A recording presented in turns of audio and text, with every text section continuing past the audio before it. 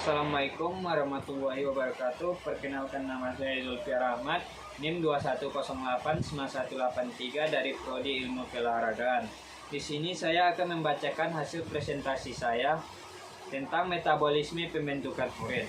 Urin adalah hasil sisa metabolisme yang melalui proses sekresi dari ginjal, yang kemudian dikeluarkan dari dalam tubuh melalui saluran kemih. Urin biasanya mengandung zat sisa metabolisme yang tidak diperlukan oleh tubuh, sehingga perlu dikeluarkan karena dapat meracuni tubuh. Berikut ini anatomi sistem perkemihan manusia. Yang pertama, ginjal. Ginjal termasuk organ penting dalam pembentukan urin. Dua organ berbentuk kacang ini terletak di bagian tulang rusuk dekat bagian tengah punggung. Berikut ini fungsi dari ginjal. Yang pertama, membuang limbah dari cairan yang berlebihan dari tubuh. Yang kedua, menyeimbangkan kadar air dan elektrolit di tubuh. Ketiga, melepas hormon yang mengontrol produksi sel darah merah. Keempat, membantu menjaga kesehatan tulang dengan mengontrol kalsium dan fosfor. Yang kedua, ureter. Ureter adalah dua tabung kecil yang bertugas membawa urin dari ginjal ke kantong kemih. Otot-otot di dinding ureter biasanya akan terus mengencang dan mengendor agar urin turun dari ginjal. Ketiga, kandung kemih. Kandung kemih merupakan organ berongga yang berbentuk segitiga dan berada di perut bagian bawah. Organ ini ditahan oleh ligamen yang melekat pada organ lain dan tulang punggung. Keempat, uretra. Urin yang telah diproses oleh ginjal dan dipindahkan dari ureter dan kandung kemih akan dikeluarkan melalui uretra. Organ saluran kencing ini bertugas menghubungkan kantong kemih ke lubang saluran kemih pada ujung penis atau vagina. Berikut ini proses pembentukan urin. Proses pembentukan urin ada tiga. Yang pertama, filtrasi atau penyaringan.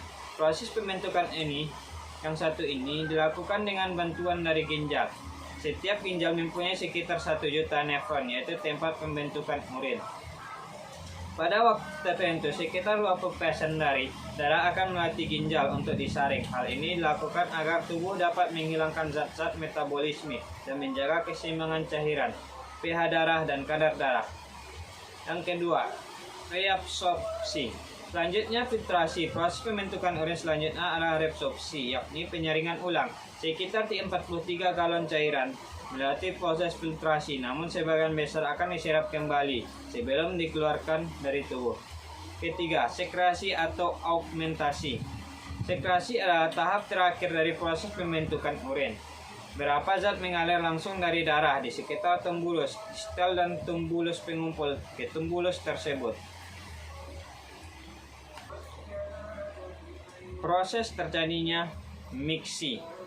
Miksi atau bisa disebut berkemih. Miksi adalah proses pengosongan kandung kemih. Bila kandung kemih terisi, proses ini terdiri dari dua langkah utama.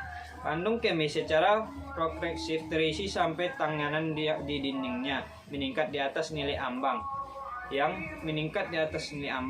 Yang kemudian mencetuskan langkah kedua, timbul refleks yang disebut refleks miksi, yang berusaha mengosongkan kandung kemih, atau jika ini gagal, setidaknya menimbulkan kesadaran akan keinginan untuk berkemih.